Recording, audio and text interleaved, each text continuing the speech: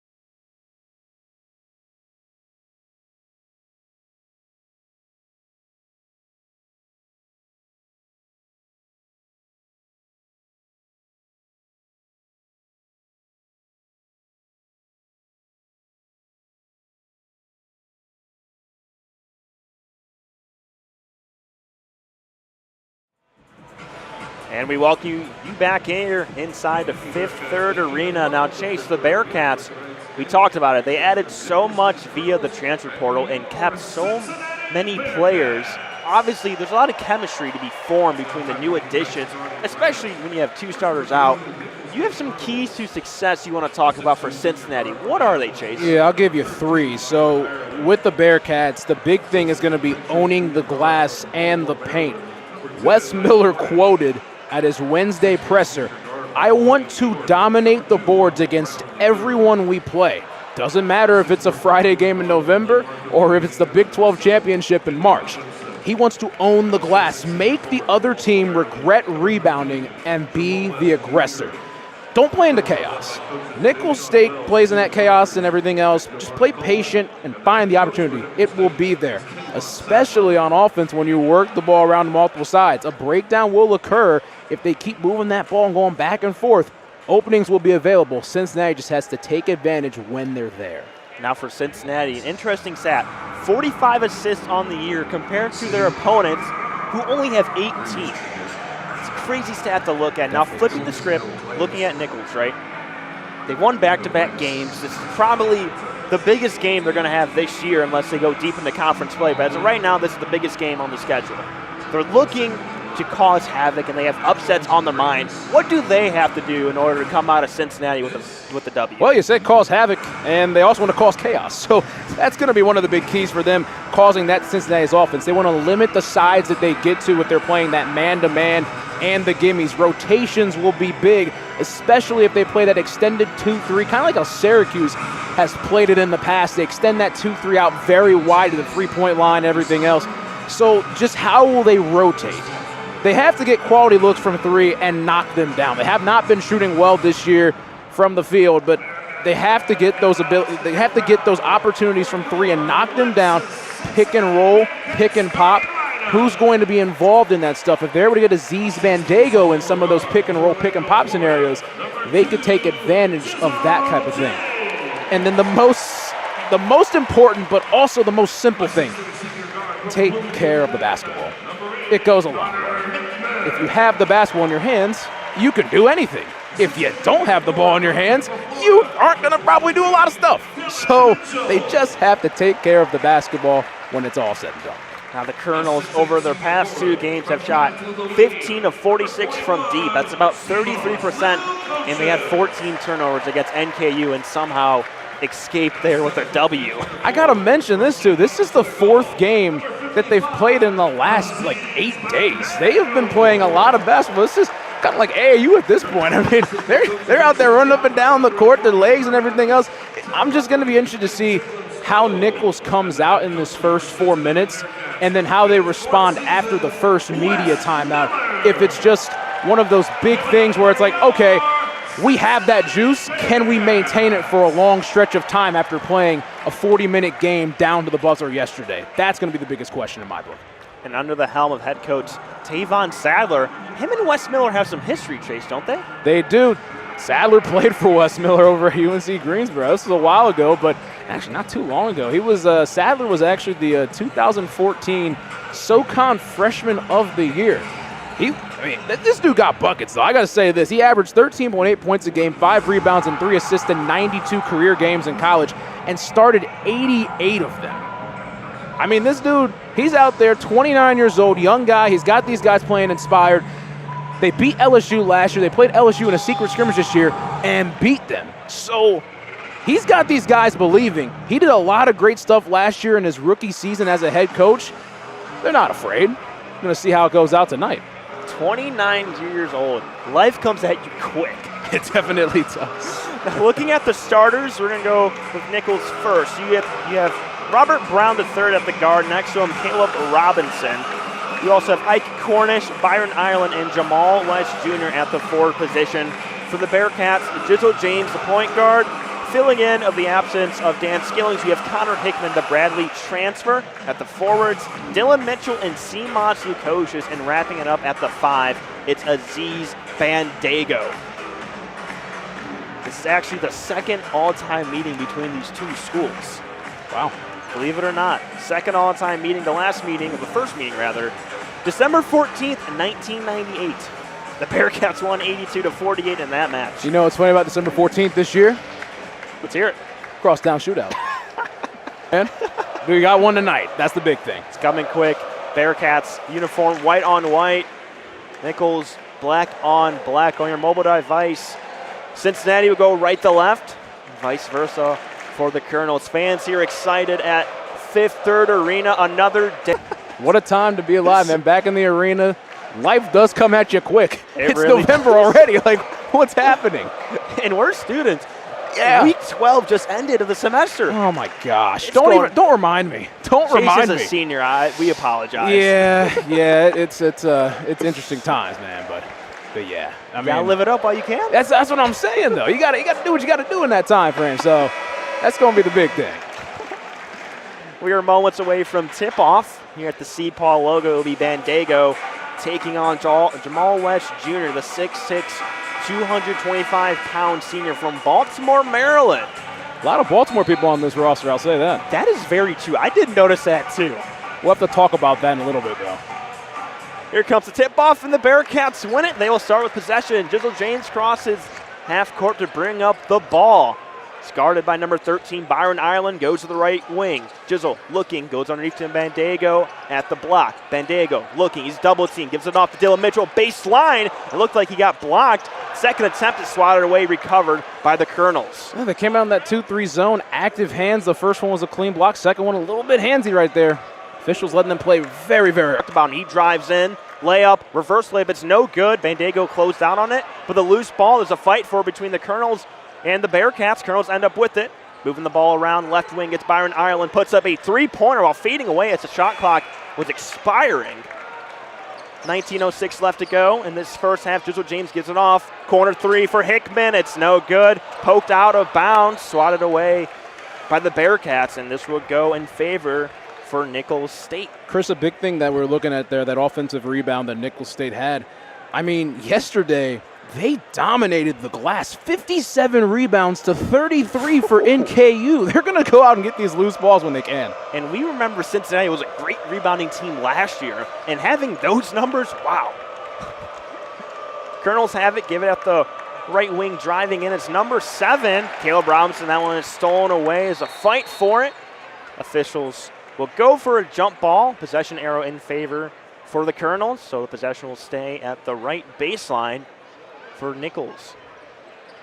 18:40 left to go in this first half. 9 seconds left on the shot clock. It will be Byron Ireland to inbound it on the right side of the hoop. He gives it off. Number 15, Jamal West, drives in on Bandego. Picks up his dribble, gives it off. Robinson, pump fakes, fires a three straight away. No good. Rebounded by Jizzle James, the point guard. 6'3", 205 from Orlando, Florida. They'll run the offense here early on for the Bearcats. Grew a little bit.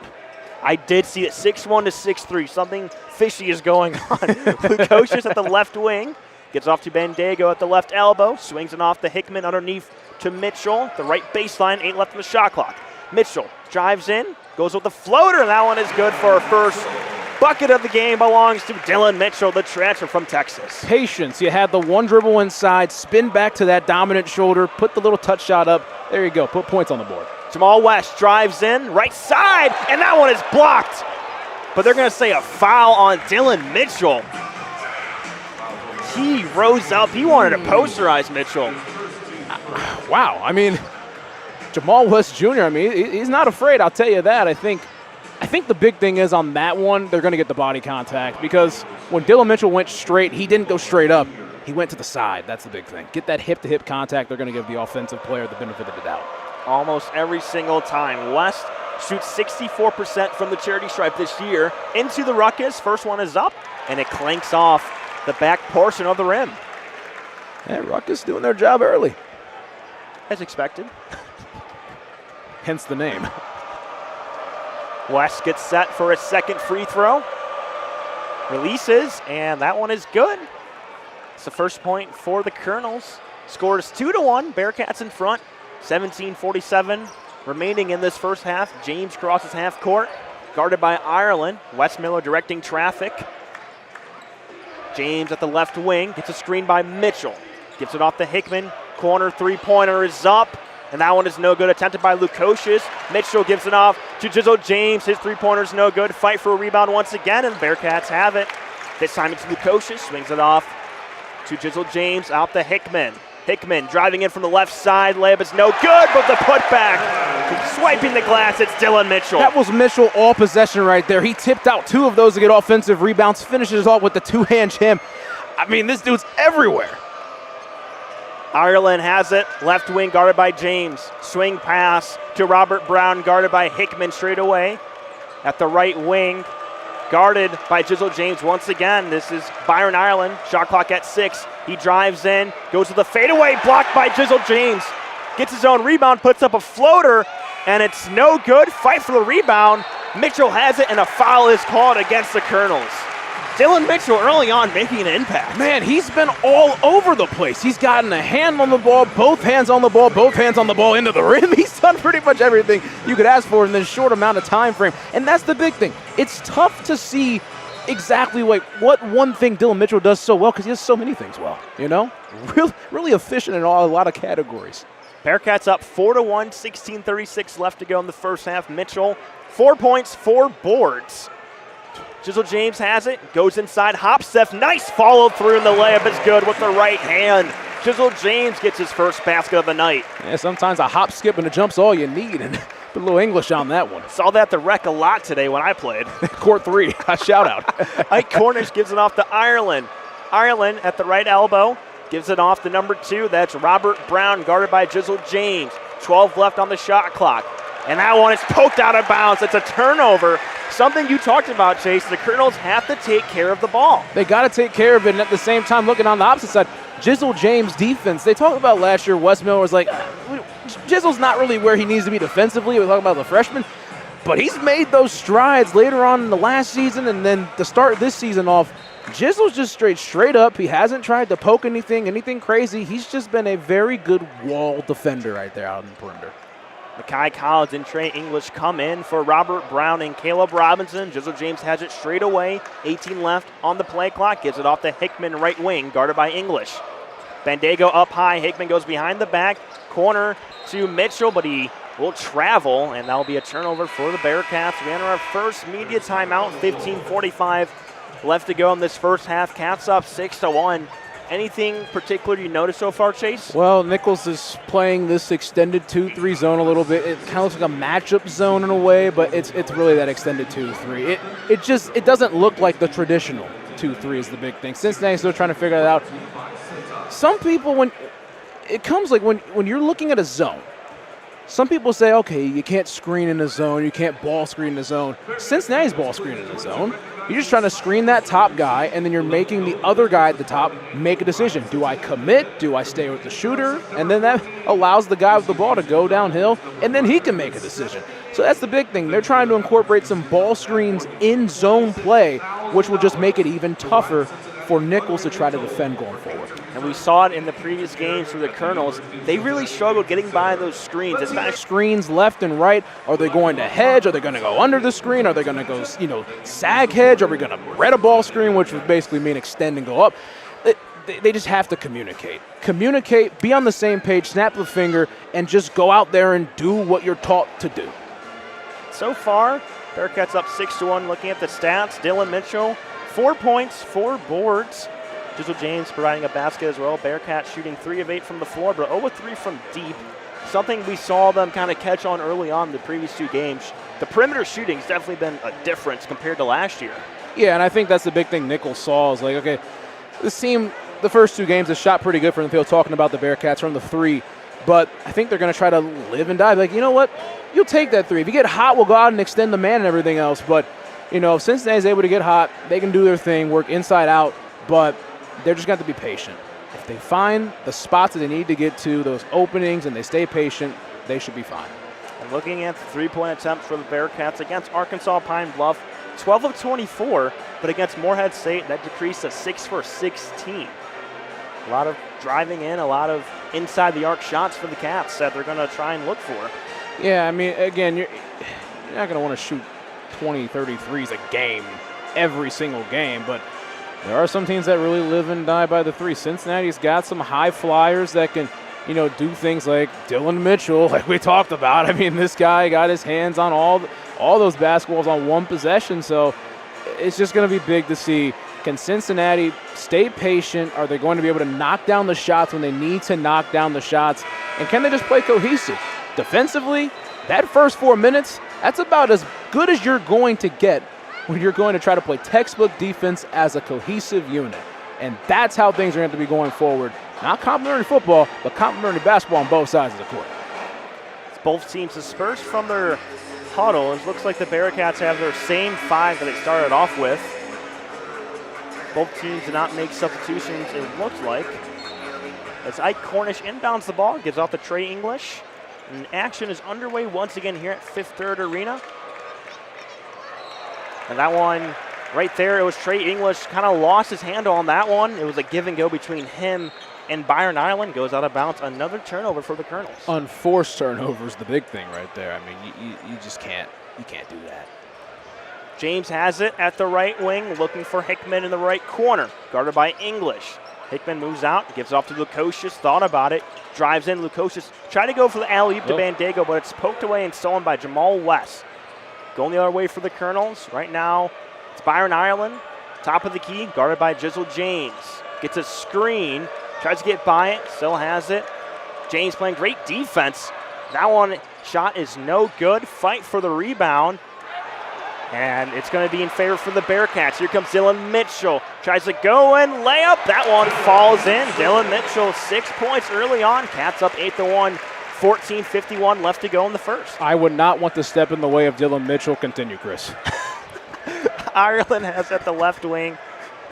Gets a screen by Collins. Bounce pass to Cornish, right wing, in front of the Fifth Third logo. It's a handoff to English, guarded by Hickman. English, pull-up jumper from the right elbow. That one is no good. Fight for the rebound and ends up in the hands of Connor Hickman.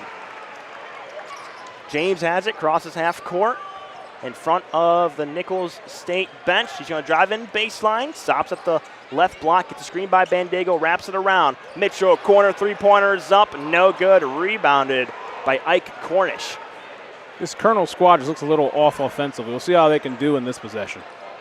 Here's Cornish, has it the right block, and it's blocked by Bandego. Cornish still has it, he loses it. Bandego with the steal, and a foul is called against Ike Cornish. Aziz Bandego making his presence felt inside that paint. He's making his presence felt. The entire Cincinnati team's making their presence felt defensively. There's no easy buckets or easy opportunities that Nicholls State has had in these first 6 minutes of the game. They're forcing a lot of shots. They're not getting many good looks or anything like that. That's why they have 1 point on the scoreboard. Bearcats making substitutions. Bandego and Mitchell come off. Insert number 22, Arrington Page, and freshman Tyler Betsy. James gets a screen by Betsy at the right wing. He loses the ball and is recovered by the Colonels. Going in the other way, it's Trey English. English gives off in the corner. Three-pointer is up, and that one is good. That's Robert Brown to third. Bearcats still up 8-4. Lukosius has at the right wing. Goes underneath the Page. Guarded by Collins. Trying to body him down. Page, left-handed layup is off the glass and good. Cats up 10-4. 13:23 left to go in the first. That big rotation is going to be big with Page and Bandego. If they're able to go and trade those minutes off for each other, it's going to be a tough tandem to stop. At the right block, Jamal West inside the paint, trying to go on Betsy. That one falls in. Jamal West Jr. adding another bucket. Bearcats up 10-6 though. Jizzle James has it right in front of the announcer's booth near the C-Paul logo. And they're going to say over and back. And looking at Coach Wes Miller, he looks furious at that one. Yeah, I don't know if he was looking at just being mad at the call, or if he's just looking at they're trying to get in that play call. And the thing is, they're not trying to set up. They see something that they like. Why not get to it when you can? That's the big thing. Yeah, I don't think he was arguing that call. It looked like he was yelling, or at least talking to a couple of players about getting that, formation set, trying to run the action, but results in a turnover. Jamal West has it, top of the key, guarded by Betsy. Pass to Ireland at the right wing, right on the Fifth Third logo. Bounce pass to West in the right corner in front of the Bearcat bench. On a body down Betsy, gets it off in the corner. Here's Brown, pump fakes, drives in the baseline, tries to go inside and that one is good. Makai Collins adding another bucket. Colonels trail 8-10. Frederick has it, left corner, gives it back to Jizzle James, swings up to Lukosius. He puts up a three, and it's nothing but net for Seamus Lukosius, who gets his first basket of the night. Cats up 13-8. Yeah, don't leave him open. He'll make it normally. We saw his Linsanity run at the end of last year. That's a way to put it. I mean, he just flipped the light switch and just went crazy. Here's Robert Brown driving in. Layup is no good. Recovered by Trey English in the corner. Gives it off to Ireland. Guarded by Jizzle James at the left elbow. Shot clock's at 3. Nice bounce pass and flushes it home. Oh. That's Jamal West Jr. Timeout called on the court. Colonels trail 10-13, 11:55 remaining in that first half. So before we go to break, Cincinnati was able to take advantage of the open shot right there in transition. You know, if you got the open look, take it. But that right there, it's a game of runs. Nicholls State was able to come back into it. They played patient right there. You look at it, Ireland picked up his dribble. He didn't just start, spamming around like, oh, who's open? Patient, pointed, cut. There you go. Backdoor cut, West Jr. with the slam. Game of runs, Chris. That's how it is in basketball. And also, Cincinnati, they've made their last 5 of 6 shots. The Colonels right behind them, making their last 4 out of 5. We'll take a quick break here on Bearcat Sports Radio. The Cincinnati Bearcats up 13-10, 11:55 remaining in the first half. We'll see you in a bit after this short break.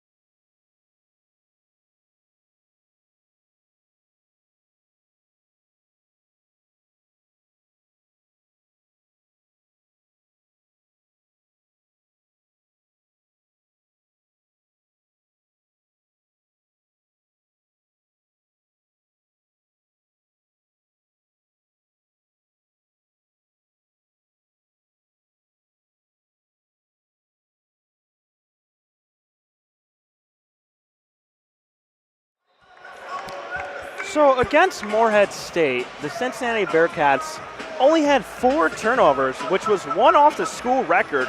It was the 3rd such instance under Coach Wes Miller, with the other 2 coming against Detroit Mercy in South Florida in 2022-2023. Tonight, both teams have 4 turnovers early on in this game. Well, I think both teams have decided what kind of pace is going to be played tonight. Fast pace. So, I mean, when you're going up and down the court and both teams are playing good defense and active hands, the ball's not going to stay in possession all the time. So that's going to be the big thing. Who's going to be able to hold on to the basketball stronger and make plays when they have the opportunities? Betsy at the right elbow tries to give it to Jizzle James, but it's over his head and out of bounds for a turnover. Now, that looks like Jizzle James is 6'1" in that case, not the 6'3" they list him as. And the thing with the turnovers, Chris, I think a lot of it's also been just guys aren't on the same page at the moment for both teams. So, as the game goes on and who settles in, it's going to be the big thing to see who can get on the same page and how can they mesh going forward. Ireland has it left wing, trying to direct traffic, guarded by C.J. Frederick, and he makes him fall, gives it underneath 5 seconds left on the shot clock. Gets back out to Ireland. They have to do something. Cross-court pass to English, and that's going to be a shot clock violation. So much happening there, but C.J. Fredericks had his ankles taken from him by Byron Ireland. Yeah, he had those ankles taken to Ireland, but I mean, that was something there. But again, Cincinnati was able to rally, recover, play great defense, got the shot clock violation. Let's see what they do on offense. Here's Jizzle James, gives off to Betsy in the right corner. He puts up a three-pointer, and that one is good. Tyler Betsy, his first bucket of the night. Chris, I'm going to tell you this. Tyler Betsy, he's a young freshman and everything else, but, man, he's got the potential to be one of the scariest players to come through Cincinnati. 6'8", 225 from Connecticut. Here's English driving in. Reverse layup, it's up and good. Bearcats up 16-12 though, 10:35 remaining in this first half.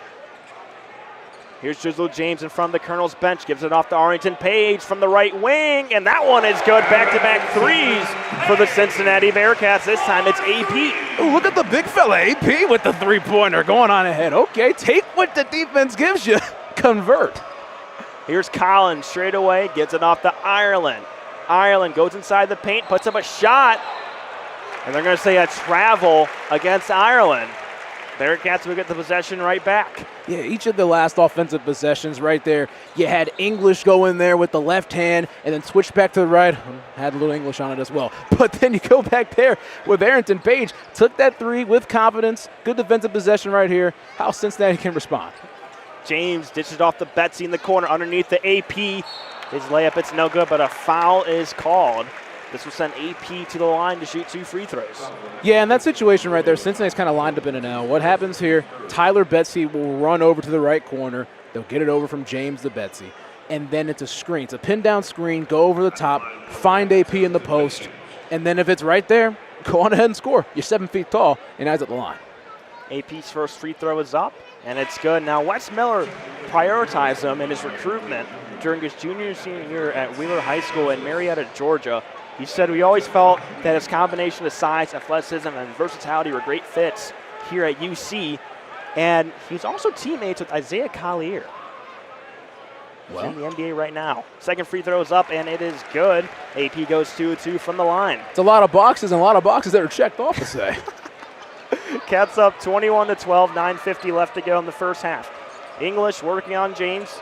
Gives it off to Brown straight away. Here we have number 9, Michael Gray Jr. Gets it back out to Jamal West. 13 left on the shot clock. West trying to attack the baseline, going against Dylan Mitchell. He picks up his dribble, puts up a floater, and it's no good. He was fading away, too short. Here's Lukosius. Lukosius drives in. Layup is swatted away by Jamal West Jr. That was nasty. Let's go back to the Cincinnati possession. Actually, not Cincinnati possession. Let's go to the Nicholls State possession. I wanted to say, don't attack Dylan Mitchell. Just don't. That's all I'll say. But right there, great block. Cincinnati's got possession here. See what they do.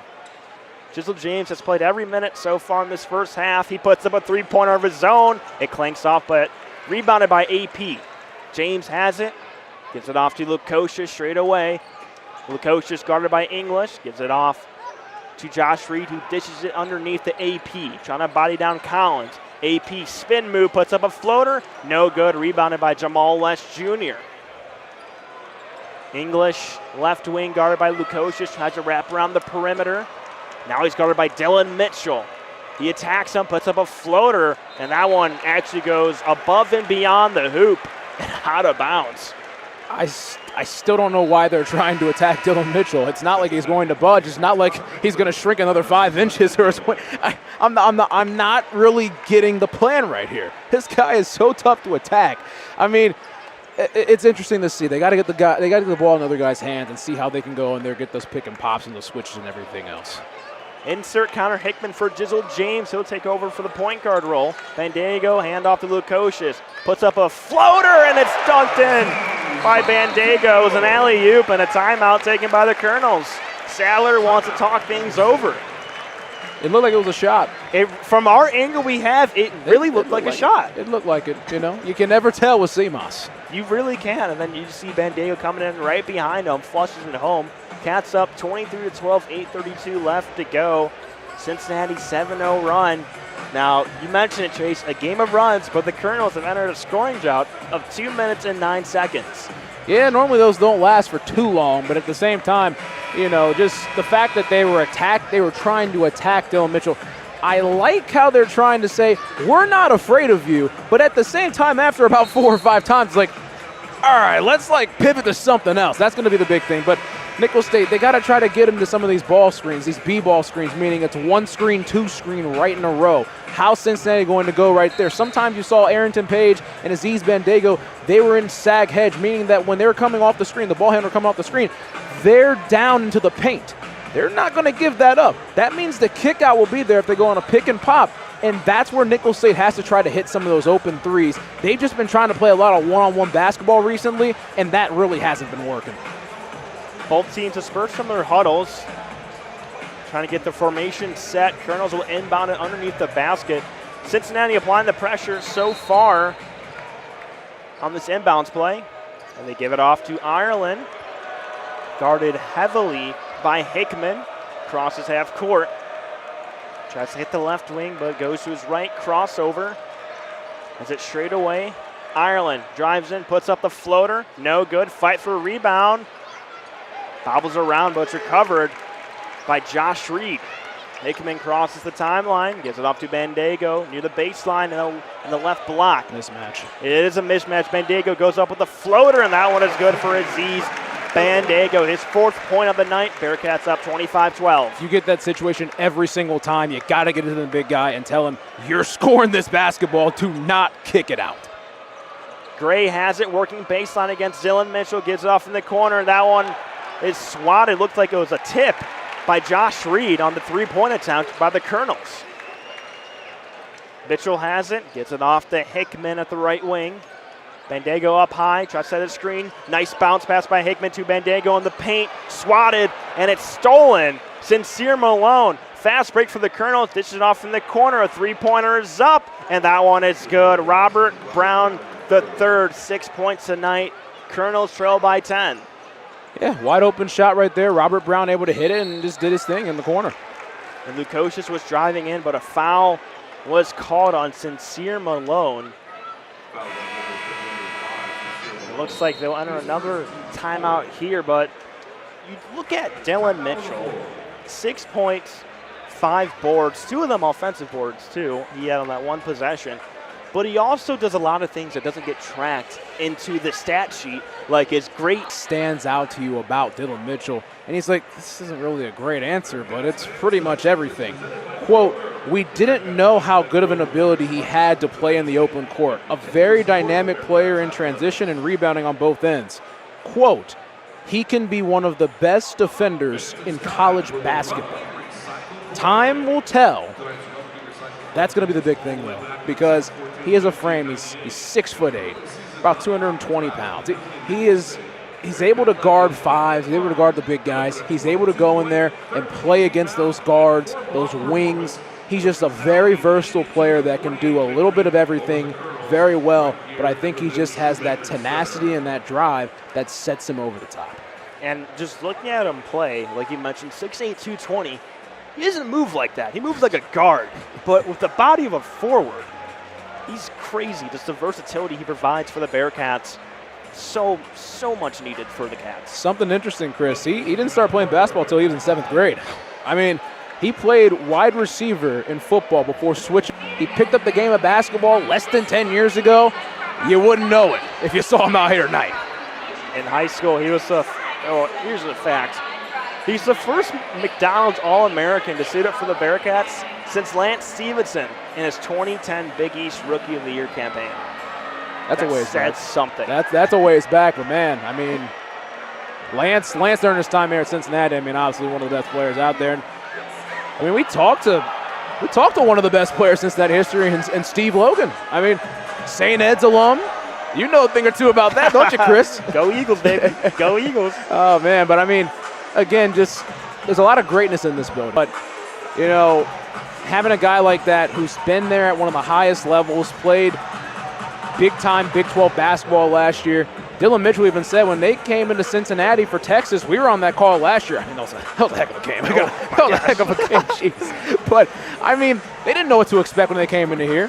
And he was like, man, this environment is unbelievable. And now you look a year later, he's playing in this environment, and he has embraced what the city of Cincinnati is. And that's tough. And a thing to note, too, you pretty much touched on it, but Cincinnati basketball had so much of a rich history here, and they really haven't had, things to celebrate about, really. Not making the tournament in a handful of years, but they looked at this season, this looks like the year to do it. I'm glad we're here, Chris. That's all I'll say. And the inbounds, it's stolen away by Caleb Robinson, gives it off the West at the baseline. Looking, gives it off to Robert Brown, pull up 3 right wing, it's up, no good. Poked away, ends up in the hands of Dylan Mitchell. He gets his 6th board of the night. 6:55 left to go. Bearcats up 10. They lead 25-15 against the Colonels. Hickman has it. Wes Miller calling out a play from his sideline. Has it straight away. Gets it off to Lukosius, left wing. 10 left on the shot clock. Lukosius has it at the left elbow. Drives in, puts up the layup with the right hand. It's off the glass and good for Simas Lukosius, his 5th point of the night. Ran a Griffey screen pop, and then they had that low pick and roll right there for Aziz Bandego. Put the defender in limbo. Simas was able to get ahead of the charge layup. Robert Brown, 3-pointer from the left wing. It's no good. Rebounded by Connor Hickman. He's pushing it for the Bearcats. Josh Reed at the right wing thought about it, passed it up. Lukosius has it. Bounce pass to Bandego in front of the Colonels bench. Gets it off to Hickman. Hickman drives in, layup, and swatted away once again by Jamal West Jr. What's this guy's vertical? These aren't normal blocks. Oh These are going gosh. near the ruckus. Jeez, I mean, he got well above the rim on that one. He's putting his palm to the ball and swatting it away. And here comes Rayvon Griffith checking in for the Bearcats. Hear the applause here, a fan favorite, hometown kid. It's like a volleyball block right there, Chris. You know a thing or two about that. I mean, listen, there's so many NBA players that should play volleyball. It's kind of crazy that don't. Here comes Hickman, 3-pointer straight away. That one is no good. Rebounded by Josh Reed. The putback is good. Cats go up 29-15, 5:54 left to go in the first. It's the little things with Josh Reed. Again, he's able to come in there and make a play here and there, and just getting that putback is a big thing for his confidence. Here's Ireland, guarded by Hickman, left wing. Goes to the crossover. Tries to drive inside. Layup with the right hand. It's good. Takes the contact. No foul. But the Colonels get another bucket. Here's Rayvon Griffith. Has it in the corner. Drives in. Nice pass to Hickman. 3-pointer from the right corner. It's no good. But Griffith gets the rebound. Gives off to Lukosius from the left wing. Bingo! Simas Lukosius. Cats up 32-17. Like a little bingo reference, Chris. Again, wide open 3. Give it to Simas. He'll make you pay. Ireland has it in front of the Bearcats bench. Gets off to Brown. How about a 3 of his own? And that one is good. These teams are just trading 3-pointers. Robert Brown, his 3rd 3 of the night. He has 9 points, but his team trails by 12. We're shooting from the West Coast tonight, aren't we? Lukosius has it. Gets it off to Griffith. Sends it out to Reed. High arcing 3-pointer. It's no good, but Lukosius gets the rebound. Goes underneath to Bandego at the left block. Guarded by West, trying to body him down. Bandego with the floater. It's no good. Fight for it. And it's going to go in favor of the Colonels. 4:39 left to go in this first half. Bearcats kind of starting to find their rhythm here in this match against the Colonels. They are. Again, I mean, offensively, they're trying to find those openings from 3. They're getting inside, kicking it out, and trying to take advantage of that stuff.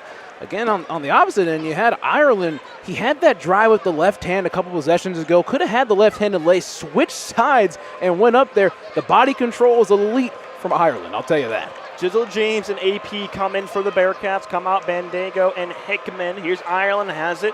Bounce pass to Collins straight away. He goes underneath. This is Sincere Malone. Guarded by Griffith, puts up the shot. That one is no good. Fight for a rebound between AP and Collins. They're going to go jump ball, and this one is in favor of the Cincinnati Bearcats. That possession right there, Nicholls State, they just looked so out of it because they were all condensed on one side. It was just pass around, pass around, pass around. But they passed around like 5 feet. You know, you had at the elbow, you forced up a tough shot. a 50-50 rebound, just a lot of stuff, a lot of fragments that are just trying to put together for a picture for Nicholls State.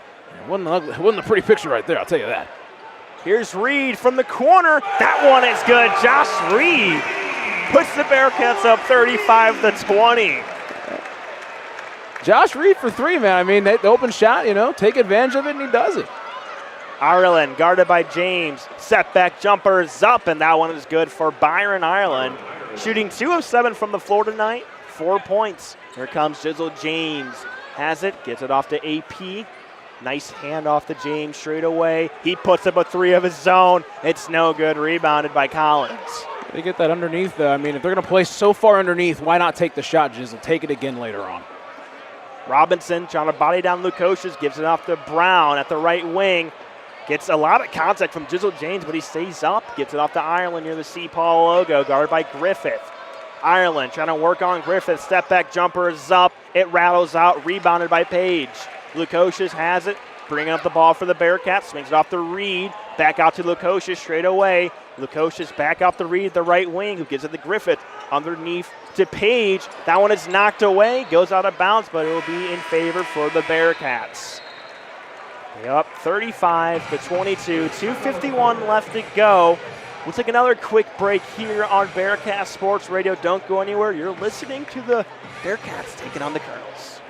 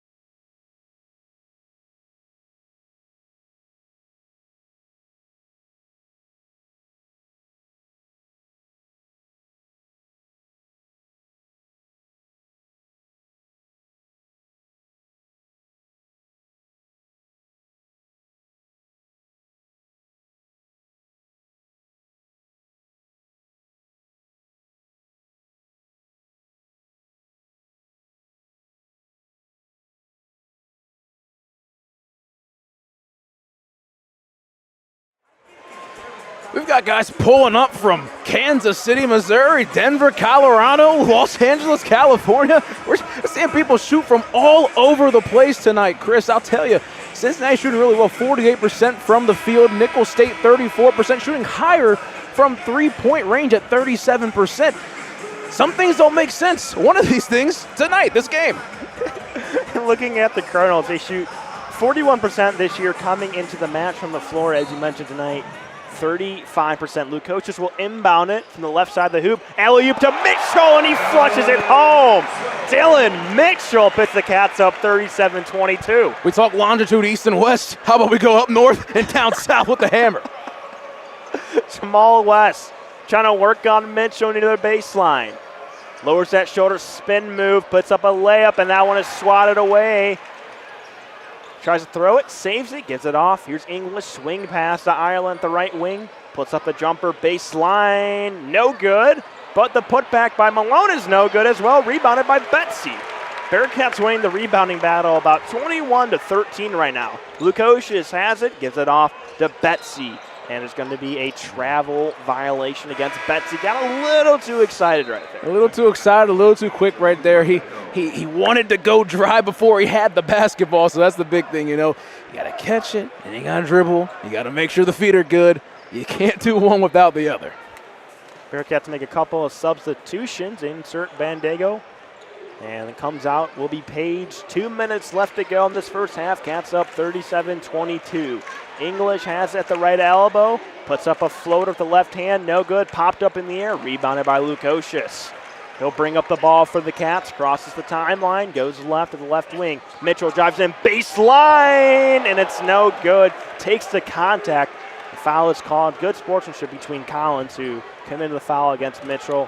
Almost could have been an awkward fall. It could have been way worse, to put it like that. Yeah, you collectively hold your breath here in fifth third. Again, he kind of got him across the arm and he goes up. But just luckily in that regard, he doesn't try to brace himself with the arm or the hand or anything like that. Land, roll, good thing that Mitchell's going to be feeling that later on, I'll tell you that. But just a good thing that it's nothing too serious. Mitchell's first free throw, it's no good. Clinks off the back iron. Once again, free throw problems. We saw it last year. Yeah. Definitely Wes Miller, that's something he wants to improve on this year. Yeah, I mean, free throws overall for this team. And I mean, with Dylan Mitchell last year, he shot 59% from the free throw line. That's one of the weaker points in this game. If he can just even increase that to be about a 65% free throw shooter, maybe even a 70% free throw shooter, that just makes him that much more better. Second free throw with the left hand. That was way short. Takes a bounce off a knee of a player, but the Colonels recover it. 1:40 left to go in the first half. Cats up by 15. English has it. Gives it off to Brown. Works it around. Gives it off to Malone. West has it at the free throw line, trying to work on Bandego. A lot of moves. He hits a brick wall, and Bandego loses it, but they regain control. Brown has it. 8 left on the shot clock. Swings it up to West. West trying to work on Bandego once again. A lot of pump fakes, and Bandego blocks it. There's a fight for it, and they're going to call a foul. I think they call it a jump, actually. There was a lot that happened right there. And I think the ball hit the rim, so maybe it's a shot clock reset and everything else. The jump ball is going to stay with Nicholls State. I could have swore that ball hit the rim, though, is the thing. But I don't know if it wasn't a shot, though. That was the big thing. So 1:15 left to go in this first half. Bearcats up 37-22. As you mentioned, Chase, they finally reset the shot clock. Okay. So, yeah, I mean, that ball hits the rim. It was a blocked shot, and then it kind of got propelled up there, hit the rim, so the reset does occur. So they took a couple seconds off of it, too, 18. English will inbound it.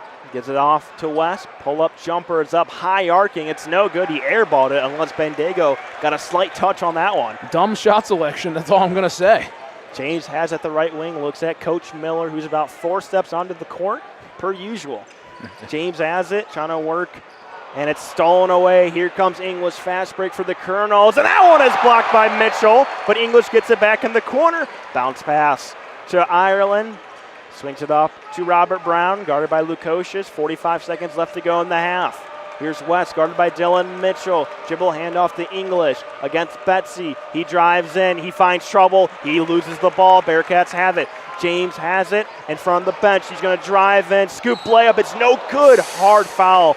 And Jizzle James looks to be shaken up. Now, we heard that fall all the way up here to where we are.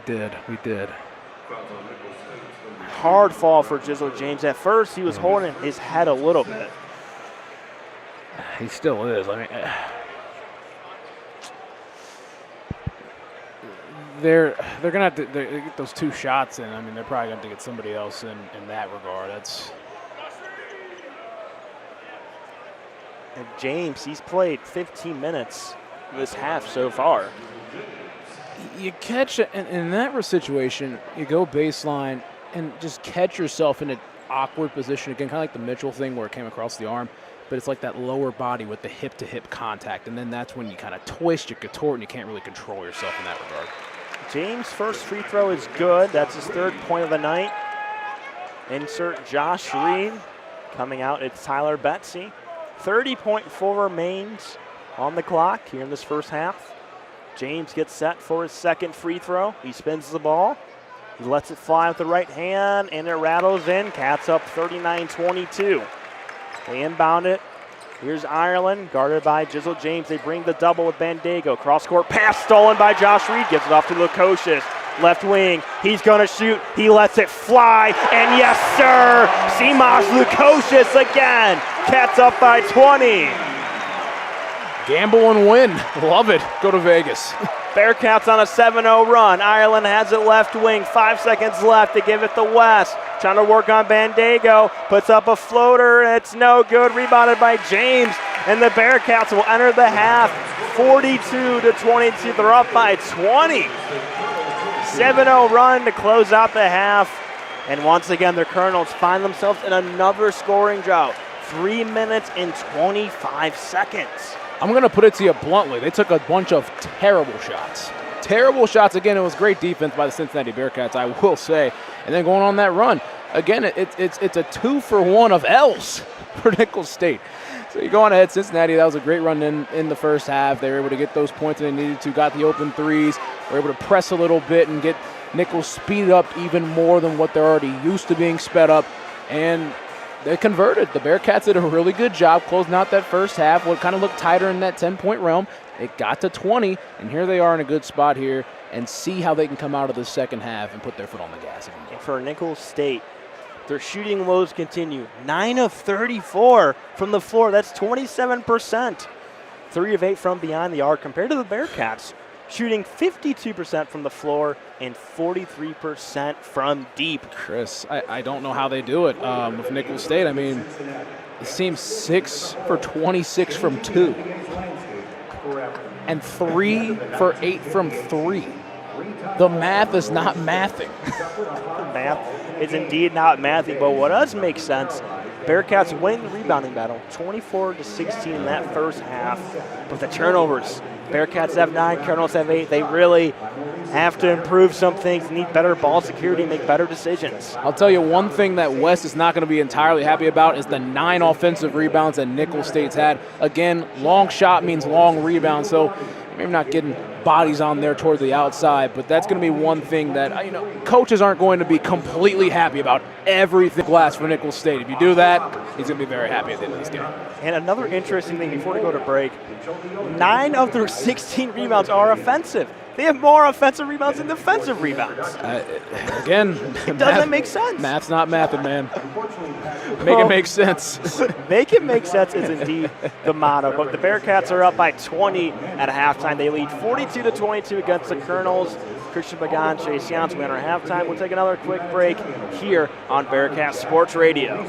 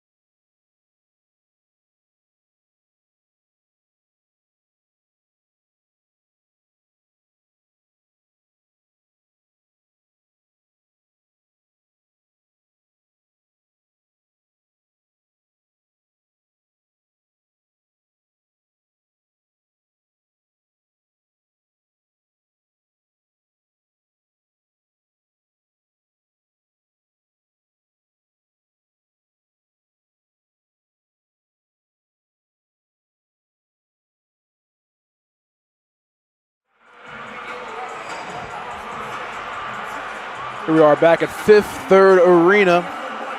Right before the start of the second half between the Nicholls State. Cincinnati had a lot of success, Chris. They shot 51 to lead and win this game. Foot to the pedal, apply the pressure. They cannot let up at all. They have to extend on to their lead. It's 20 points with 20 minutes left to go. In anything in sports, this comeback for the Colonels is very still alive. But for the Bearcats, you have to keep applying the pressure. Give the ball to your playmakers and let them go to work. Like Nicholls, 11 points. Dylan Mitchell, 8 points. They have to apply the pressure. Wes Miller's squad trying to go 3-0 for the fourth time out of 4 years, under 26%. And they turn the ball over 8 times. If there's any chance of a comeback, what is it, Chris? How do they do it? Well, first off, it starts with ball security. You mentioned it in the pregame show. For any team to have success, they have to maintain the ball, and they did not do that in that first half. Now, we don't know if it's a communication thing, but you mentioned it. They look out of sync, out of rhythm, but it starts with securing the ball and taking smarter shots, trusting in their offense and the other players, and getting some good looks from the floor.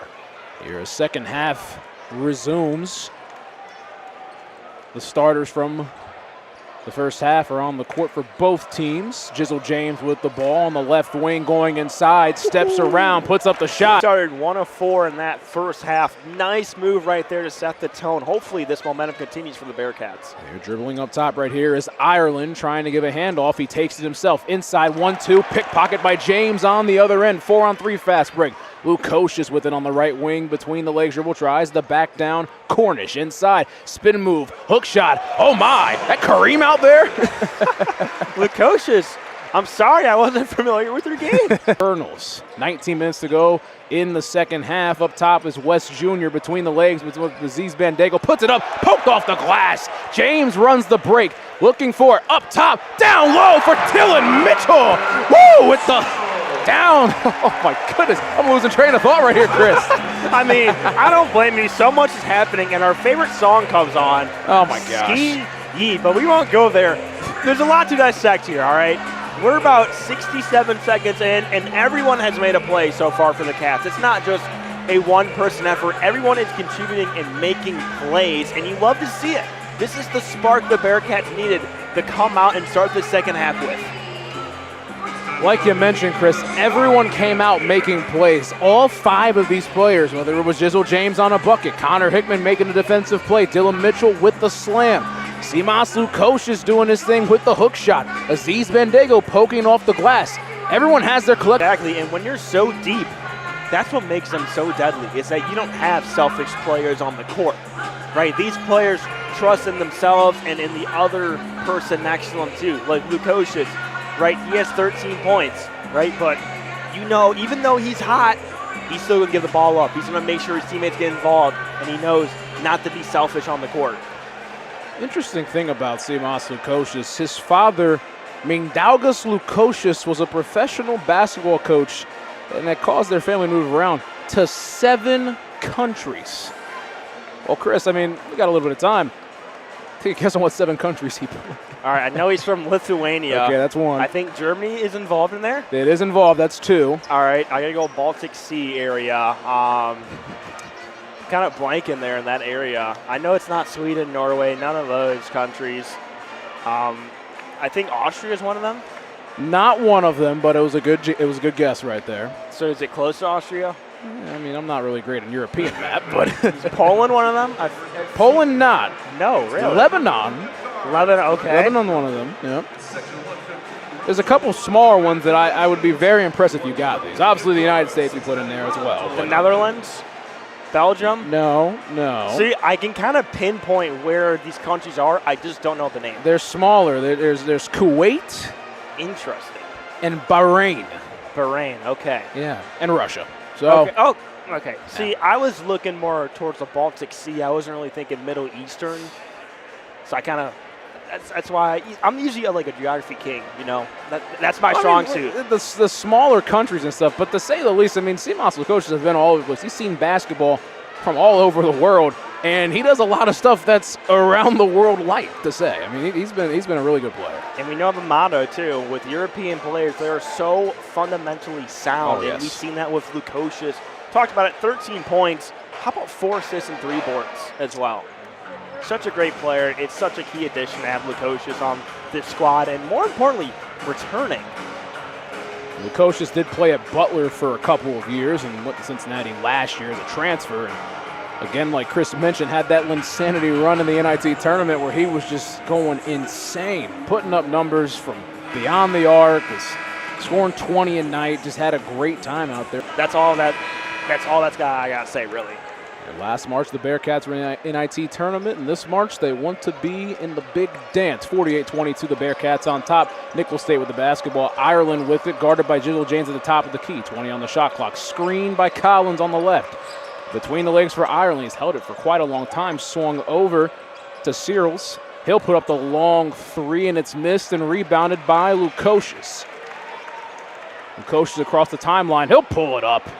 Walk in the park, he drills it. Simas, no one guards him, he'll make the shot. So simple as 2 things. One, you talked about it. Don't go against Dylan Mitchell. I don't know why Robert Brown's trying to put up a shot. Second, you can't leave Nicholls open. You can't. Inside Ireland, the 15-footer is missed and rebounded by said Dylan Mitchell. Gets it over to Jizzle James. 51-22 the score. The Bearcats on top with 18 minutes to go in the second half. James inside, looking for something, tries to dish it off to Bandego, but it's knocked out of bounds off of Makai Collins. It'll stay with the Bearcats. That's not an entirely bad decision right there by Jizzle James. It looked like he tried to find Bandego underneath. But overall, right here, an opportunity for the Bearcats to reset and to get it off an inbounds. Nicholls over to James in the low corner by the Bearcats bench, looking for the curl for Hickman. Gets a curl for Nicholls inside. Nicholls, the floater, and it's missed and rimmed out and tipped around, rebounded by James on the offensive glass.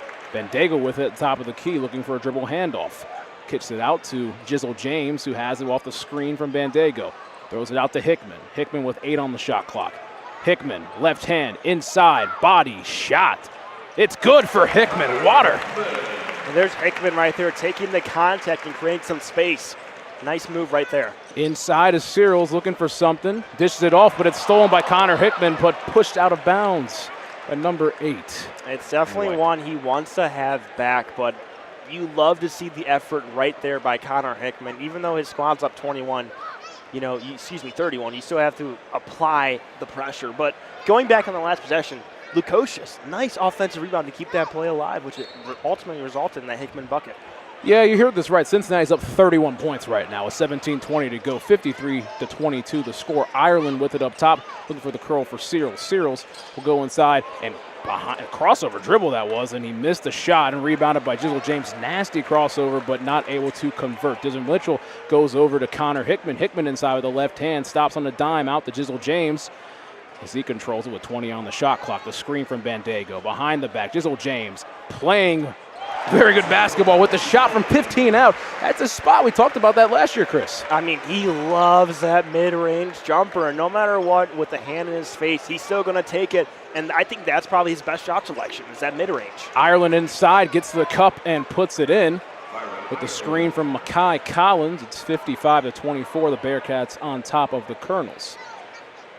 Jizzle James out top for the screen, refuses it, goes inside with Ireland on him in the post, puts it up, teardrop shot's good for James. And he's playing with so much more confidence, it seems like, in the second half. I mean, 3 of 3 from the floor in the second half. He's doing a great job right now.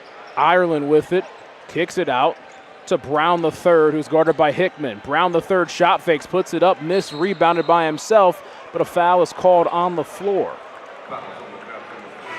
And really just seeing this lineup the Bearcats have on the court right now. But when you have guys like Skillings returning and Day Thomas, it's going to be very interesting to see what Coach Miller can come up with to get these guys minutes without disrupting any rhythm the team has created so far. And it's not like we're talking about with Skillings and Day Thomas. It's not like those are just role players. Those are guys that they have a pretty big impact on the squad. Exactly, and they're so pivotal to this Bearcat squad. But when you're seeing guys like AP, Connor Hickman step up, they're probably going to see a diminished role when those 2 guards come back. But it really shows the potential that this team really has. In this non-conference area, you're trying to find this rotation of about 9, maybe 10 players, and this is going to be a good thing for Cincinnati. Here on it with English, looks for the curl for Robert Brown III in the deep corner by the Nicholls State bench of the 10 on the shot clock. Here's English, steep three, and off the front rim, but rebounded inside by West Jr. and puts it up and misses off the front rim, but a foul is called. So 2 things there. 1, the poor shot selection continues for the Colonels, but 2, these offensive rebounds the Bearcats are letting up. Wes Miller cannot be happy about that. They have to control the glass on both ends of the court. Timeout here, media timeout, the under 16. Chris, we're looking at these numbers right now. Cincinnati shooting 59% from the field compared to Nicholls State shooting 24%. Very, very wide range of disparity right there. But you're looking at it, Lukosius 16 points, Jizzle James 10 points, Dylan Mitchell 10 points. Jizzle James just came out of nowhere to start the second half. Yeah, 3 of 3 in the second half as he started 1 for 4. You know, he had 15 minutes played. Maybe he got a little tired in that first half. But him coming alive kind of shows the versatility the Bearcats have with this lineup. And we talked about it a lot. It comes down to these players aren't selfish. They all have their own bags. They're all creative, and they all can trust upon each other. Say James isn't having a good night. Look at Lukosius. You look at Hickman. You look at Dylan Mitchell. There's just so many options you have to choose from for the Cats. And the big thing with Jizzle James as well, it's not just a scoring. 5 rebounds, 4 assists, a block, a steal. He's filling up the stat sheet in a pretty big way today. He almost had a triple-double against Arkansas Pine Bluff. 12 points, 10 assists, 7 boards. And this kid is 6'3", 205.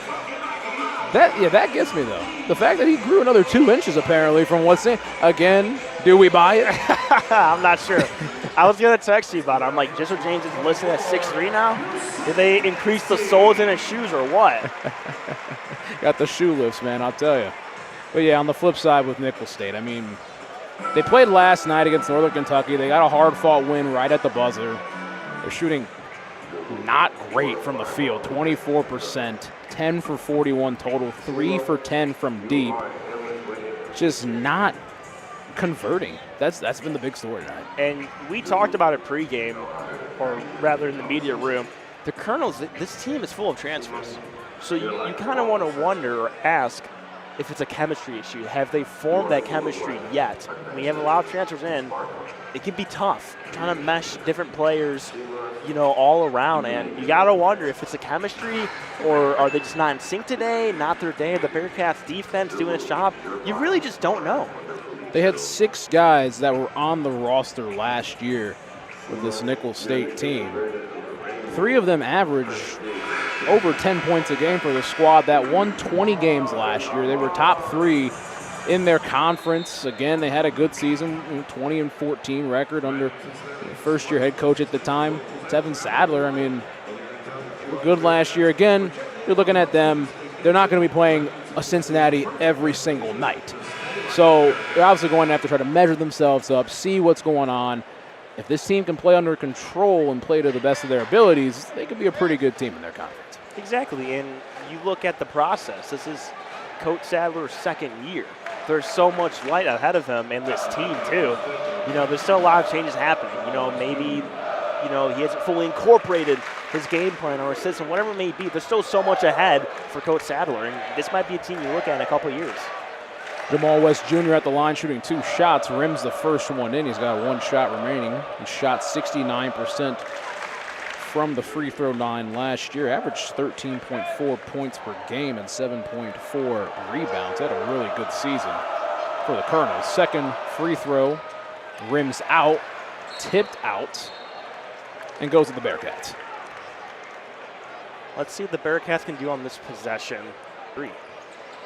Those 3, Josh Reed and Jizzle James in the ball game for Cincinnati as James handles it with a lot of pressure from Malone. Screen from Mitchell. Pitched over to Josh Reed, goes into Bandego with the one-on-one. Hits it out to Jizzle James with 9 on the shot clock, goes inside. James, the pull-up jumper.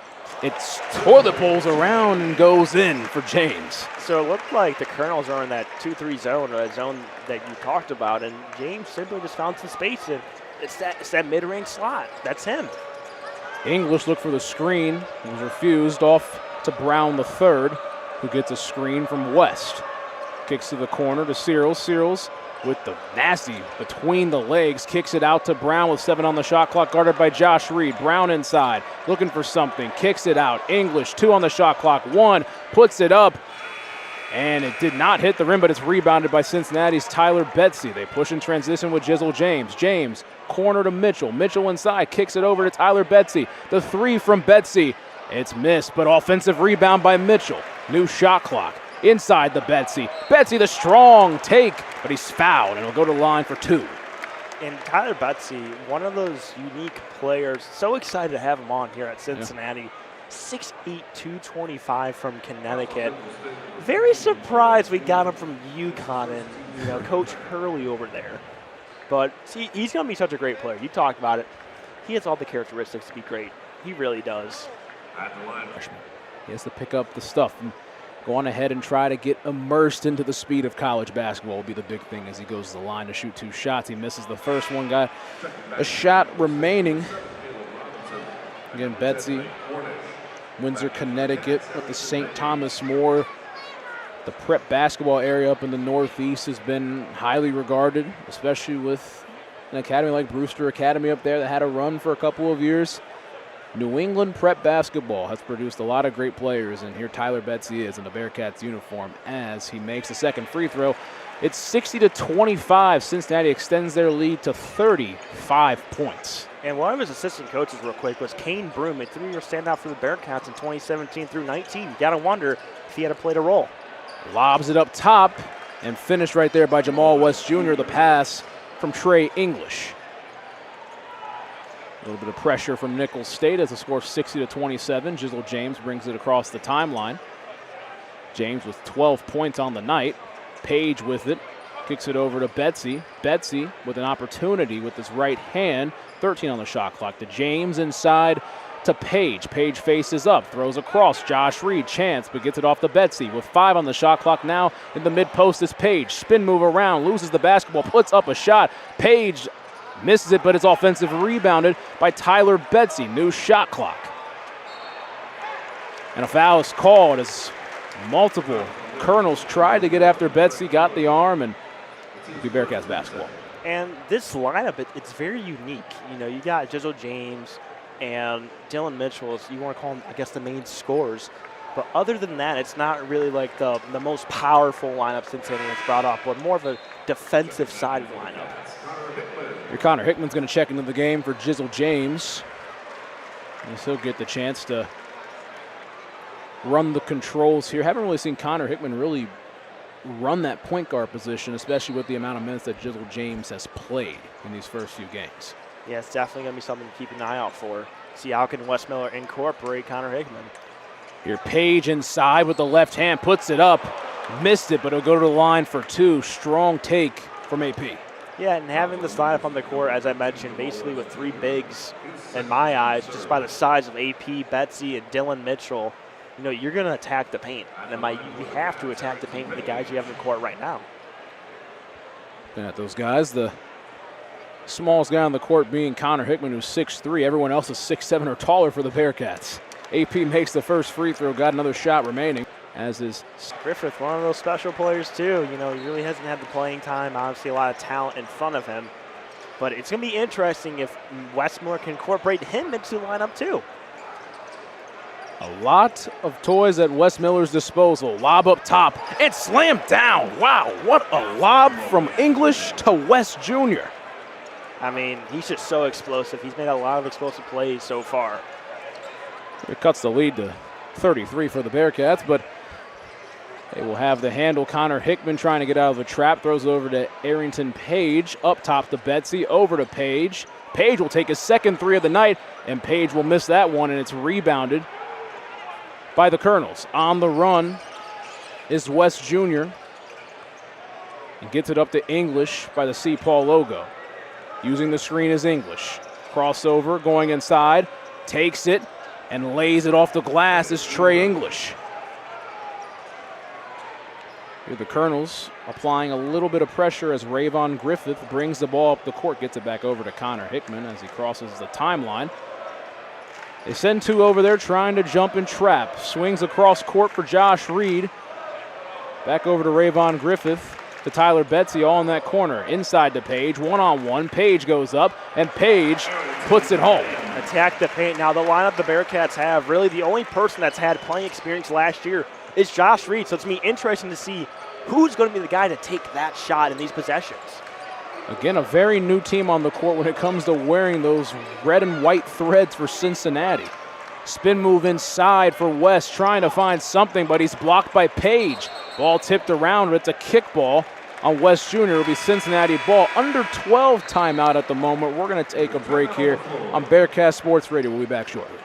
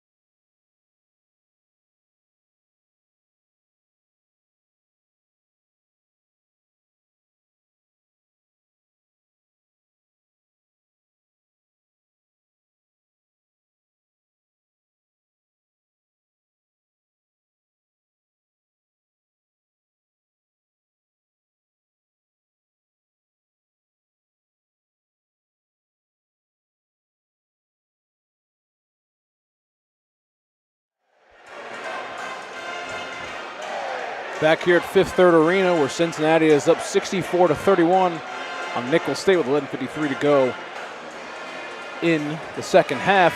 Chris, we talked about shooting a lot today, but let's talk about it a little bit more. I mean, how about the Bearcats in the second half, shooting 9 of 13 from the floor? That's 69%. They found their rhythm, and it started with Jizzle James, those buckets early on in the second half. Flipping the script, looking at the Colonels, 4 of 12 from the floor in the second half. Now, even though they've been applying pressure against the Bearcats, they just found a way to get by and find some space and convert these buckets. That's been such a game changer in the second half. There's a lot of pressure to start right here for Nicholls State as Josh Reed handles the ball up the court. Gets across the timeline over to Connor Hickman, who's guarded by English. Hickman with the left hand in the corner, screen from Page, 15 foot from Hickman. Good as gold for Connor. And right there, just patient play by Hickman, getting a couple of screens, finding the right space, and putting up the right shot at the right time. 66-31, the Bearcats are up. As English with the handle, screen from Collins. Tried to look for that lob again, but nothing was there. Inside, the shot from 10 feet out is missed and rebounded, but a foul is called on the floor. Sincere Malone is the one that missed that shot. Is going to stay with the Colonels. But right there, it looks like AP really wasn't guarding his man. He kind of let him slip by, and that's why there was a battle in the paint. He's got to know where his defender is. He's got to be locked onto him. And, in Big 12 play, that's just not going to – they're not going to let that slide, I should say. That's not going to happen. And the defensive rotations have been one thing that Wes Miller has also stressed over these first couple of games. It's going to take time, and again, non-conference play being one of those places to try to fix that, especially when you get the Big 12 play, where we could say it's arguably the best conference in all of basketball. Of course. There's no doubt about it. It's such a deep conference, and there's a lot of fun matchups to look forward to this year, especially for the Bearcats. I mean, you saw in football, didn't have the best year last year, but when you have a new team in the conference after a realignment and prove to be a good team, that's really says something. Like SMU in football, having Cincinnati be good at basketball in this conference in their second year, that really says something. We have a lot of great matchups coming to Fifth Third Arena, and we'll have that coverage here on Bearcat Sports Radio as the season goes on. Given off to English from the inbounds. English kick to the corner. The shot from deep. It's missed, but rebounded by Mekhi Collins. It was Cornish who shot that. Collins went up, but he's fouled. Once again, the offensive rebounds. Coach Miller very frustrated right now looking at him walk up and down the court. Really frustrated, but the Bearcats are going up 12 offensive rebounds in this game. That's just not going to. It's not good at all compared to the 8 defensive that the Colonels have. Hey, look at one number. It's like he has done a really good job here. But look at that number. Like, what's going on? It's a balance of things right there. It looks like Wes Miller is going to insert some of the starters here. Jizzle James and Lukosius. I guess trying to get that spark going once again on the offensive end. And Mekhi Collins made the first free throw. He's got another shot remaining. It's 66-32. Misses the second shot and rebounded by Arrington Page, who will bring the ball up himself. The big point forward. Inside dribble for Page, and the ball is stolen. Probably the one and only time that's going to happen for him. It's stolen by Connor Hickman, thrown up to Jizzle James. We have a Jizzle Jam alert. Lob up top, and off the front rim. It's missed by Page. Kickback, three-pointer, Cornish. Nylon. What a unique sequence for the Bearcats. Yeah, AP bring up the ball. He can't convert a lob, and the Colonels get a three-pointer. I mean, I don't know how to describe that. Nor do I. Encapsulated, I'll tell you. James inside with the left hand, kicks it out to Page. Page will not take that three. Looking inside, he spin moves, puts up left hand, shot front rim, missed, rebounded by Collins. Pushing up the court now over to English. On the right hand on the right side. Inside with the left hand now. English stops on a dime. Throws it out. Over to Malone. Gives it back to English with 15 on the shot clock. Looking for the screen, and he tells him, not today. Inside, left hand. English puts it up a little too short. Tipped around. Rebounded by Page. Page once again getting another rebound. He's playing as basically that lone big in this lineup. Pushing the pace now. James inside. The floater for James is Water. Chisel with the scissor. I mean, he's just finding his groove in this second half. How about a nice 5 for 5 in this second half for Jizzle James? That man is heating up, to say the least. 68-35, 9:30 to go in the game. Here, English off the screen, refused it. Over to Cornish. Cornish looked inside. Now has Simas Lukosius guarding him. Kicks it out to Robinson with the step back from about 18 feet out, and he drills it. Yeah, right there, patient play by the Colonels, trying to find some space, really trusting in their play calling by Coach Sadler, and they found the space. There's the graduate guard Caleb Robinson, who played at Gardner-Webb, averaged 12.7 points a game last year. Lukosius, deep three. Simas Lukosius. That's all that needs to be said. You said it. That's all that needs to be said. There's not really much more to say about Lukosius. There really isn't. 71-37. The Bearcats are up with 8:48 to go in this contest. English the ball. Throws it over to Cornish. Looking inside for Collins, but he will not give it to him. The deep three from Cornish off the front rim, and it's rebounded by Jizzle James, but a foul is going to be called. It'll be in favor for Cincinnati. Now, Lukosius, 19 points, 7 of 10 from the floor, 5 of 6 from beyond the arc. He's a player, I mean, second half of the season last year, just him shooting the lights out, and with his frame, 6'8", 225, he really shouldn't be able to shoot the ball like that. It's incredible. 8.5 to go in the game. Jizzle James with it. Screen from Lukosius. Looked for the pop, but didn't get it. Now James with the left hand. Screen from Bandego. The starters are in the game, plus C.J. Frederick. Off the leg of Dylan Mitchell, and it's turned over by the Bearcats. Pushing as Ireland up to Cornish. Cornish pull up three from the left wing is short. Rebounded by Malone, but it was out of bounds. The Bearcats ball. Now looking at Lukosius on the year from deep, he's 10 of 13 in the first 3 games of the season. Incredible. It's not much more you can say about that. Trying to break this pressure that the Colonels are bringing up the court. 8 minutes to go. Seamus Lukosius gets fouled about 30 feet out from the basket with 8:02 on the clock. Again, Cincinnati has Jizzle James, C.J. Frederick, Dylan Mitchell, Seamus Lukosius, and Aziz Bandego in the ball game. And for the Colonels, Ireland, Collins, West Jr., Malone, and Cornish. Looking at the stat sheet, Bandego doesn't have a rebound tonight. A little shocking. Very shocking to say. Jeez. Bandego will screen for James, and James will try to dribble around. Lost his footing, but gets it back. 6 on the shot clock. Lukosius behind the back. Step back 3. Does he have it in him? He missed it. Barely, but it's rebounded by West Jr. pushing up the court for Malone. That would have been a nasty one. And wow, what a lay right there. Took 2 Bearcats out, and hopefully those guys are okay over there. Oh, C.J. Frederick and Dylan Mitchell that went down for a tumble. Yeah, Frederick's holding that ankle, his left ankle. And Frederick will hobble off. Dylan Mitchell gets up and walks off a little bit slowly, but and that was just an awkward play. You know, you had both guys chasing down the ball. You know, it's just an unfortunate basketball play that happened right there. You hope Frederick's okay, but he's a guy that dealt with some injuries last year too. He missed 15 games last year to injuries, and we saw him early on. He really had a rhythm going, and then when the conference play hit, really before that Dayton game actually, that's when I think it was a hamstring injury happened. Yeah, and that's the thing. I mean, we weren't really sure what was going to happen with C.J. Frederick coming into this year. They were talking about, possible the red shirt or whatever they want to do with him. There was a lot of questions around him, especially with the amount of pieces Cincinnati went out to get in the portal and some of the guys that they had sit around as freshmen who are emerging now. It's one of those things where there's so many players on this roster, and with C.J. Frederick being hurt last year, it's just kind of a tough thing to get him into that fold. Exactly, and that's the thing about sports. You have a lot of players. Not everyone's going to be able to get minutes. Some players, they're going to get left out, and Frederick was one of those guys, due to a lot of factors. A lot of talent, injuries, just things happen, and he was one of the guys that kind of, as the season went on, you really didn't see him. And he played a big role when he was at Iowa and Kentucky, to say the least. It's just situational stuff. Injuries suck. But again, you have guys that step up during the time when others are injured and absence, and it's hard to go away when a guy's playing so well. Exactly, and you look at the addition of Betsy. Rayvon Griffith, how many minutes will he get this year? You add in Connor Hickman.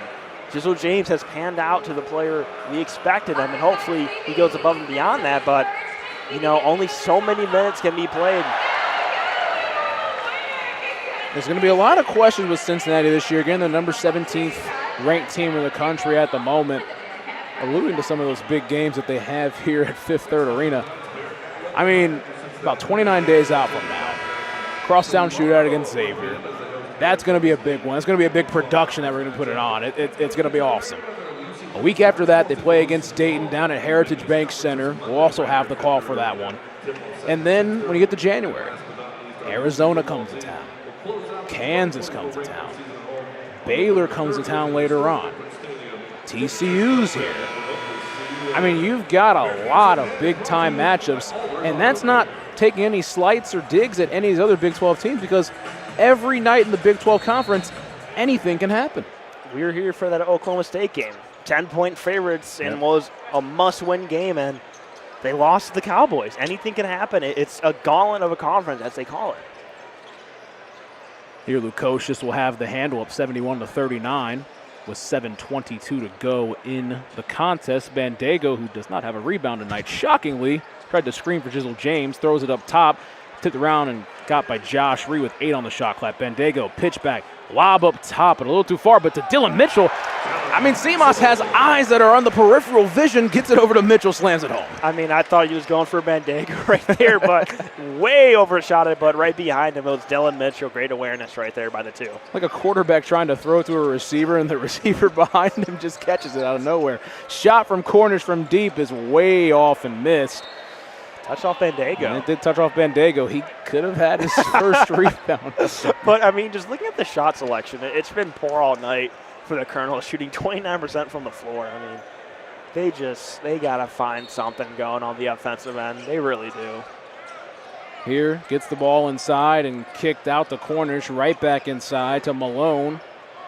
Oh, actually, that's West Jr., excuse me, and West Jr. puts it in.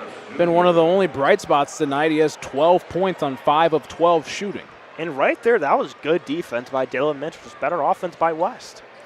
Jizzle James crossover, puts it up off the glass. Again, I say Jizzle with the sizzle. I mean, this time he's going off the glass. Finding new ways to impress everyone here in Cincinnati and in the country. 75-41 as Ireland kicks it off to Cornish, guarded by Josh Reed, tipped around, and West Jr. has the handle with 10 on the shot clock at the top of the key. Between the legs, puts up the shot from 3, missed. High point rebound, it's tipped over to Lukosius. Lukosius on the break, behind the back dribble, pushing with the right hand, goes around, looking in the paint, kicks it out to Jizzle James. James will shoot the 3. Jizzle, I tell you, the comparison I want to make with Jizzle is microwave Vinnie Johnson, who played with the Detroit Pistons back in those back-to-back championship teams in the 88-89 season.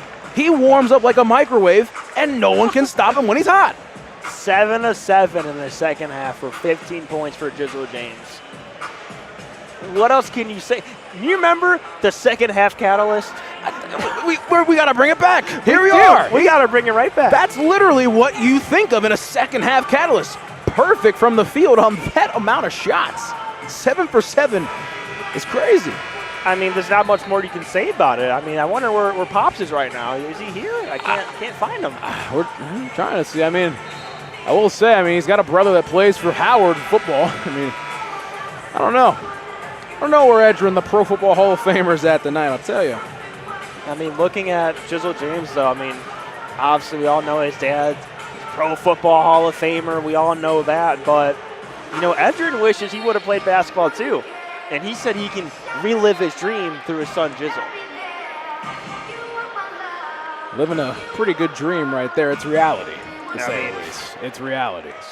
Just an insane player. There were talks of him possibly leaving or entering the portal.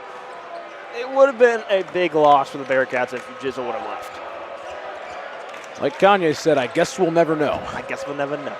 Inside, West, how many pump fakes? Misses, rebounded by Josh Reed. What LeBron say, not 1, not 2, not 3, not 4. Probably more than that. James with it, 5:20 to go in the ball game. Screen from Page, James with the right hand, lob up top, and stuffed by the rim, but a foul will be called. AP's going to go to the line to shoot 2 shots. So is that a foul against the rim or what? Just looking shoot it, but he also has the vision too. He does some good lobs. He really does. 28 minutes played so far. Coach Miller really relying on him. Again, that rotation of Bandego and Page will be big throughout the season. If they win that one big lineup, Page misses the first free throw, 1 shot remaining. But going to be interesting to see how they rotate the bigs when it has different situations of more athletic bigs playing that can step out and shoot. If they have more back-to-the-basket bigs, how they're going to try to play this one out. Yeah, and as Page misses both, I'll let you go, Chase. I'll mention it later. Okay, well, Josh Reed has the ball, got the offensive rebound as he handles it over to Connor Hickman. 5 minutes to go in this contest, 78-41. The Bearcats are up over to Page at the top of the key. Dribble handoff over to Rayvon Griffith. Will shoot the 3 and missed it. Tipped around, rebounded by the Colonels. Ireland up the court with the right hand. Gets it over to English, guarded intensely by Hickman. English the left hand. English inside. A foul is called. They're going to get Connor Hickman for it.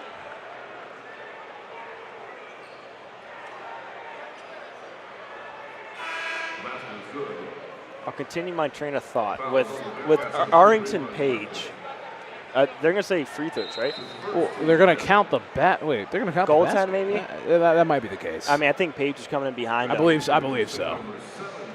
But looking at Arlington Page, he was in a unique spot at USC. He really didn't play much, but Cincinnati was really trying to recruit him as they review this.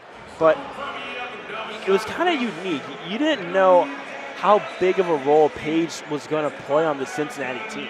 You know, you really didn't know. You didn't know the vision of Wes Miller had with him. He could easily be one of those backup bigs that plays a lot of minutes, or Wes Miller could roll the dice and go with the small lineup and not include Page. We really don't know, but I mean, at this point, he's getting some good minutes on, and it could be an indicator that he's going to see a lot of minutes as the season goes on. Again, tonight, Page 15 minutes. Bandego's played around 20 tonight, so it's been interesting to see how they're going to go about this, especially with some big games coming up in December as Page gets the rebound and gets it out to Tyler Betsy. We've got about 4.5 minutes to go in this one. Betsy, high point catch toward the Cincinnati bench. Gets it over to Page. About 15 feet out on the baseline. Page, one dribble, two dribble, skip pass. Rayvon Griffith wide open three and a little bit long. Oh, jeez, Chris. Oh, my goodness. Rebounded by Nicholls stage. Jeez. Okay, now Ireland with it with the left hand between the legs, guarded by Josh Reed. Inside, puts it up. Deflected and blocked around by Page. On the runs, Hickman with the left hand. Slithers his way through. Looking around, deep corner. Griffith will not take the three. He'll spin inside. He has nobody on him now. Goes around, gets fouled. Oh, my goodness, Chris. Eric Collins. Oh, my goodness. But, Oh, my goodness. with the way how Rayvon shoots, it's like a side spin. It's not like a normal traditional spin. It's a side spin. Not a strong suit. But he was a four-star recruit, though. That's very true. A big wing in Rayvon Griffith, the Cincinnati kid, played at Taft and Arizona Compass Prep. Very good player. We'll see more minutes down the stretch. We're going to take a break here. Under 4 timeout. Bearcats up 78-43 over Nicholls State. We'll be right back here on Bearcat Sports Radio.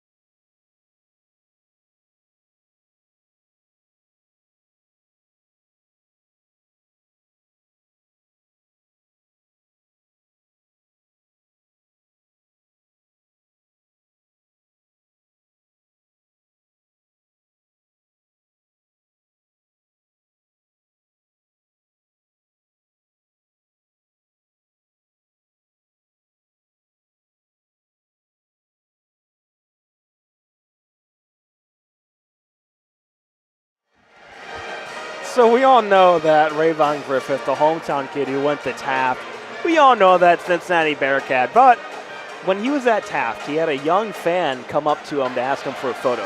The young fan was so nervous and shaking that he couldn't ask Rayvon for a photo. He was too nervous, right? Was it you? No, it wasn't me. Rayvon, the kid, he was so shy and issues going back at home. Yeah. But after he took the photo, the kid was so ecstatic it was on cloud 9. He went from getting D's and F's at school to making honor roll at the end of the school year. Shows you how much aura Rayvon Griffith has. That photo literally changed his life.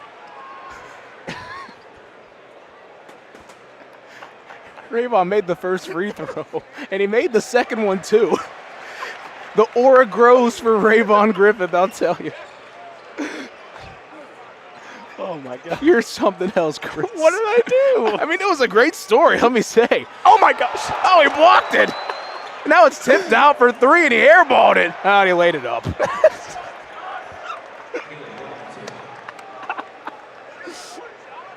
So Halvin's a lot of traction for the Cats. Le French. Bonjour, oui, oui. Okay. All right, now tipped inside. And Halvin has it. Halvin with the chance. Spins around. Can he put anything up? Kicks it back out to Betsy. The freshman connection. Off the mark. Halvin has it, though, and it's tipped out of bounds. Stays with the Bearcats. What just happened? I don't know. I really don't know. Betsy tried a three, but it was way off the mark. I mean, that one was all backboard, I think. It didn't hit the rim. 80-45, the Bearcats are up with 3:13 to go in this game. All the reserves are checked in for Cincinnati, except for Connor Hickman. Flare screen here for Griffith, back to Hickman. 10 on the shot clock. Screen from Halvin. It's Hickman with the left hand. Hickman inside. Step back. Kicks over to corner. Rayvon Griffith for three. Missed it. Long rebound for English, who's on the coast. 1-on-1. Inside. Oh, my goodness. Spiked off the glass. Oh, my goodness. That was incredible. Rebounded by Josh Reed off the missed three. From Michael Gray Jr. Running the court is Hickman. No look pass. Tyler Betsy from deep. Oh, boom. Showtime Cats. So they're going to credit Griffith with that block. I mean, Bearcats had plenty of players crashing the glass right there. That was incredible. That's a crash right there, I'll tell you that. Dude, they have 14 blocks tonight. Oh, my goodness, inside is English, he scores. But 14 blocks 14. Is insane. That's got to be a record. Compared to Nicholls State's 3 blocks, 14 blocks. Protecting the rim, I'll tell you. Can't believe my eyes, man. I wasn't familiar with their game either. Here, Griffith with the ball with the left hand, tries to slither his way inside, kicks it out to Josh Reed on the shot fake, 11 on the shot clock. Reed spins around looking for something, kicks it over to Betsy. Wide open three in the corner is long, but it's rebounded by Griffith. Shot clock not reset. Josh Reed, can he make a three? He does! Josh Reed made the three! Everyone's cheering but Justin Diedrich. I'm sorry to interrupt you, but that was insane. The fact he wouldn't even look our way. English inside, puts it up off the glass. It's missed, tipped out. It'll stay with Nicholls State. Oof. Okay, so Cincinnati has 14 blocks tonight. That's the third most in a game in program history. What's the most? 18 against Marquette in 2005. Insane. And it's tipped off of Michael Gray Jr. and it'll be Bearcats basketball. They're up 39 points, 86-47. Man.